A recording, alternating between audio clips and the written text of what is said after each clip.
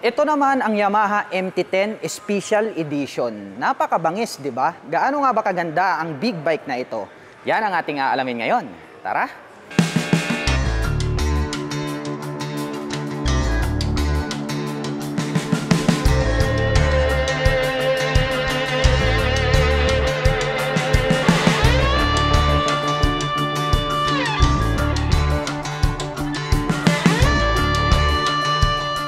Parang transformer yung mukha nitong kanilang Yamaha MT-10. Anyway mga ka-LM, ito pong ating pag-uusapan ngayon. Ito po pala yung kanilang Special Edition, no? Napakabangis.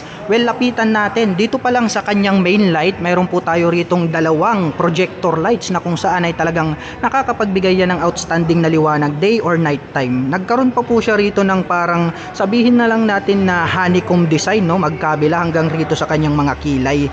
Well, very attractive. Napaka-sharp nitong kanyang mga edges, nagkaroon ng mga butas rito. Para sa akin nagkaroon siya ng touch ng transformer. And then dito sa bandang itaas, ang ganda rin nitong kanyang visor, no? Nagkaroon pa pala rito ng letter V na LED sa gitna. Well, pagdating naman po rito sa kanyang front suspension, ito po ay equipped with inverted telescopic fork. Kaya no, gold yung color, very attractive, talagang nakakaagaw pansin sa ating mga paningin. Ito naman pong kanyang front fender is glossy black. Nagkaroon naman po siya rito ng decal na blue at may nakalagay na Yamaha na decal. Well, pagdating naman po rito sa kanyang rotor disc brake, ito po ay equipped with dual, ayan o, magkabila. Rounded shape naman po yung kanilang nilagay rito. Along with 2-pot caliper, matte black, sa gitna naman po is silver, and then nagkaroon po siya rito ng 6 na bilog. Well, dun sa kabila, star, no? Talagang iba-iba rin yung kanilang mga design. And then, dagdag ko lang mga ka-LM, ito pa pala ang kanyang inverted telescopic fork. Bigatin. All-in yan mga men. So talagang masasabi natin na pagdating sa long endurance, makakapagbigay po talaga yan ng outstanding performance. Ito naman pong kanyang cast wheel is glossy blue naman yung kanyang color. At nakalagay naman po rito yung kanyang model name, no? MT-10 tapos SP, which is Special Edition. At ang mga sukat ng gulong rito po sa harapan, ito po ay mayroong 120/70/17. Ang kanyang stock tires pang city riding condition, no? Pang racing po talaga siya. At dito po sa magkabila, kitang-kita natin itong kanyang turn signals na ka-pop up. Well, LED na po tong mga to. Mapunta naman po tayo rito sa kanyang fully digital meter panel display. Yun, napaka-forma din, no? Ang lapad din mga ka-LM nitong kanyang screen display. Pagdating naman po sa kanyang ignition, ito po ay equipped with mechanical key. May lock na rin po siya dyan for safety purposes. Ang kanya naman pong manobela, naked type, napaka-flawless, and then silver naman po na metallic yung kanyang color. Pagdating sa mga buttons, napakarami, no? Mayroon po siya ritong mode button, may selector pa tayo rito, and then mayroon pa tayong set and reserve, and then mayroon po tayo ritong high beam and low beam, turn signal selector, and then horn. Mayroon na rin po siyang hazard. So napakarami niyang button, no? Astig talaga. Nandirito naman po itong kanyang clutch. Sa kabila naman po, mayroon po siyang engine kill switch. Included na rin po rito yung kanyang electric starter. Mayroon naman po siya ritong navigation para sa kanyang menu. Nandirito naman po itong kanyang front brake. At ang kanya naman pong stock na side mirror, ayan, dahon type. Maganda na rin mga ka-LM. At dito ako talaga na-attract dito sa kanyang fuel tank kasi talagang napakalaki, no? Napakamaskulado. Anyway mga ka-LM, ito po pala ay mayroong 17 liters na fuel tank capacity. Kaya talagang napakalaki at napakalayo na ng inyong mapupuntahan in just one full tank. Ito naman pong part na to is glossy black. Nagkaroon siya ng decal rito na blue. MT-10 SP, nakalagay na naman dito yung kanyang model name. Ang forma din itong kanyang fuel tip, at meron po siya ritong decal na Dark Side of Japan. Silver naman tong cover na to dito sa may front, at silipin naman natin dito sa side cover mga ka-LM, napaka-brusko. Itong part na to is naka-emboss, may Yamaha logo rito sa gitna. At pag ating sinilip dito sa may bandang harapan, nagkaroon po siya rito ng honeycomb. So pwede naman pong pasukan niya ng hangin, at pwede rin po siyang pumito kapag tumatakbo tayo ng matulin. At dito sa bandang ibaba, nagkaroon po rito ng mga shark spin, no? May mga butas rito. Ang brusko, may deep lines rito, and then two-tone color combination, black and then silver. At sa part na to mga ka-LM, nagkaroon ulit rito ng honeycomb design. And then talagang ang daming mga naka-emboss na part dito. Maskulado tong part na to. Well, pagdating naman po sa kanyang engine, matte black naman po itong kanyang cover. At nandirito naman po itong kanyang shifter. Anyway mga ka-LM, ito po pala ay equipped na po ng quick shifter and then assist in sleeper clutch. Kaya talagang effortless na rin mga ka-LM kapag kayo po ay magdadagdag at magbabawas. Hindi na po dudugso itong inyong motorcycle, smooth na smooth pa rin yung kanyang takbo. At ito naman pong pillion step para sa ating rider. So ang color naman po neto is silver. Ganon din po itong kanyang pillion step sa ating back rider, not fadable. At yung kanya naman pong brace is durable na cast iron. At ito talaga very attractive sa ating paningin. Ito kung kanyang napakalapad at napakalaking swing arm, no? Silver po yung kanilang ginamit rito. Ayan, no? Very durable talaga yan. Kaya maaasahan natin in any road condition na talagang pang long endurance. Mayroon naman po siya ritong chain protector na matte black. Well, pagdating naman po rito sa kanyang monoshock absorber, nandirito sa gitna. At ang brand po niyan mga ka-LM is Öhlins. Wow, mamahalin. Adjustable din yan mga ka-LM. Asahan natin na pang long endurance po itong kanilang nilagay rito na monoshock. At nakakapagbigay po yan ng outstanding na performance.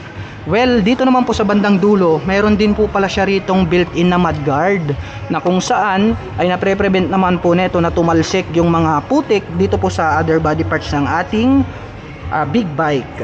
Well, mapunta naman po tayo sa kanyang upuan, ikot lang tayo. Well, dagdag ko lang mga ka-LM, nandirito pala yung kanyang side stand, silver yung color. Wala po itong center stand dahil nga po napakabigat na ng motorsiklo na ito. Ikot muna tayo, puntahan natin itong kanyang upuan. Yun, napakaganda rin, no? Premium na premium yung dating. And then para po siyang water resistant, no? And then nandirito naman po yung kanyang belt. Mayroon po siyang additional rito sa kanyang gitna na kung saan ay partition para naman po sa ating back rider. So ang ganda rin, malapad, and then yung comfortability nandirito, malambot din po siya mga ka-LM. At dito po pala sa bandang ibaba, nagkaroon pa po pala siya dito ng silver color, which is napakaganda niyang pagmasdan. Silipin naman natin itong kanyang taillight. You know, very unique din yung kanyang pagkakadesign. LED type na rin po siya. Nagkaroon pa po siya rito ng additional na cover na parang airplane yung kanyang dating. At ito naman pong kanyang rear fender, ang ginamit naman pong brace dito is metal, very durable. Itong part na to na naka-emboss, ito po yung kanyang tail light. At meron naman pong added reflector lights dito sa gitna. Nandito naman po itong kanyang mahahaba na mga turn signals, LED na rin po yan. At ito naman pong kanyang rear fender ang nagsisilbing kanyang plate holder. Well, dumako naman tayo rito sa kanyang brake dito po sa likuran. Equip po ito ng single rotor disc brake, rounded shape po siya along with Nissin na matte black single pot caliper. At ang ganda rin talaga ng color nitong kanyang mga mugs, no? Kasi nga blue, parang metallic blue hanggang doon sa harapan. Kaya para sa akin is premium yung kanyang dating. At ang mga sukat ng gulong rito po sa likuran, ito po ay mayroong 190 by 55-17. Grabe, napakakapal. Akala mo parang gulong na ng isang sasakyan na 4 wheels, no? Well, ang kagandahan naman yan, pag makapal po yung ating rear wheels ay nakakapagbigay po yan ng additional na stability in any road condition. At itong kanyang stock pipe, napaka-flawless din dahil nga po yung kanyang color is silver, and then itong kanyang protection guard dito is matte black naman po siya. Nagkaroon pa po siya ng additional na head protection guard dito sa ibaba para hindi po mapaso yung ating rider. At nandito naman po itong kanyang foot brake, yun, no, cast iron din po yung kanilang ginamit, and then silver color. Para sa akin, no, yung kanyang kulay na matte black, silver, and then nagkaroon pa ng glossy black dito. Blue naman po yung color ng kanyang mga wheels, which is very attractive, talagang nag-complement yung kanyang kulay. Ito pa, isa pa tong kanyang Öhlins dito na inverted telescopic fork, napakabangis.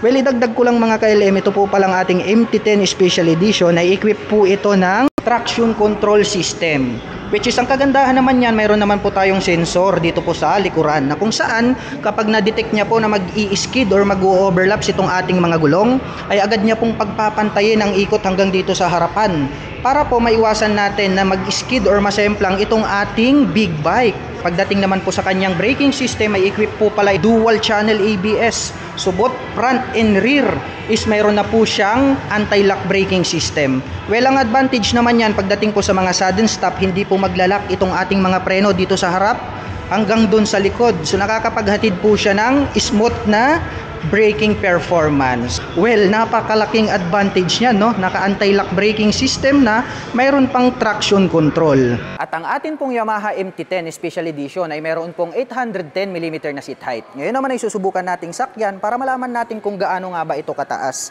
By the way, mga ka-LM, aking height is just around 5'6". Kitang-kita naman, tiptoe tayo, pero saktong-sakto lang naman. Very comfortable ito para sa mga tulad ko na 5'6" in height. At pagdating naman po sa kanyang engine specifications, ang atin pong Yamaha MT-10 Special Edition ay meron pong 998 cubic centimeter engine displacement. Naka-inline 4-cylinder dual overhead cam 4-stroke with 16 valve. At nakakapag-provide naman po ito ng maximum power na 122 kW at 11,500 RPM. Habang nakakapagbigay naman po ito ng maximum torque na 112 Nm at 9,000 RPM. At mayroon naman po itong bigat na 214 kg. At ang presyo po ng ating Yamaha MT-10 Special Edition ay nagkakahalaga po ng 1,099,000 pesos. At para naman po sa mga kababayan natin na nakapanood ng video na ito at interesadong maglabas ng kanilang Yamaha MT-10 Special Edition, ay maaari nyo po silang puntahan at bisitahin dito po sa Rebson Guanzon Group. Dito po yan sa Dagupan City, Pangasinan. At para naman po sa mga kababayan natin na nais magpunta rito, ang kanila pong operation time is starting 8:30 AM until 5:30 PM from Monday to Saturday.